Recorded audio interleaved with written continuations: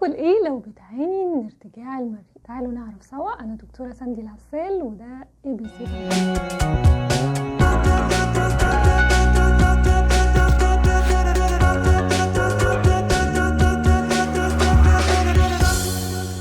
طبعا لو بتاكل اكل دسم ومسبك ومقليات ولحوم مصنعه واكلات حراقه، ده هيزود ارتجاع المريء، لان الدهون بتزود حمض المعده وبتزود ارتخاء العضله اللي بين المعده والمريء. كمان لو بتدخن وبتشرب مياه غازيه دايما، نعناع وقهوه وشاي كتير، تاكل شوكولاته كتير، كمان ده هيزود ارتجاع المريء. طيب هتاكل ايه؟ اول حاجه هتزود الخضروات زي الخيار والقرنبيط والبروكلي والخضروات الورقيه. كمان هنزود الفاكهة وأفضلهم الموز والبطيخ والشمام. والمشروبات نشرب المشروبات العشبية زي اليانسون والجنزبيل، وناكل منتجات ألبان ويفضل قليلة الدسم. أفضل نشويات هي الحبوب الكاملة وكمان المكسرات. والنصائح التانية إننا ما ننامش بعد الأكل وننتظر 3 ساعات أو أكتر، نرفع ظهر السرير وإحنا نايمين، وبعد الأكل نقعد قاعدة معتدلة ومرفوعة، ونلبس دايما ملابس واسعة خصوصا في منطقة المعدة، ونقلل التدخين أو نحاول نوقفه بالتدريج، لأن التدخين بيزود حمض المعدة وبيقلل تأثير أدوية مضادات الحموضة كمان. وآخر نصيحة وأهم نصيحة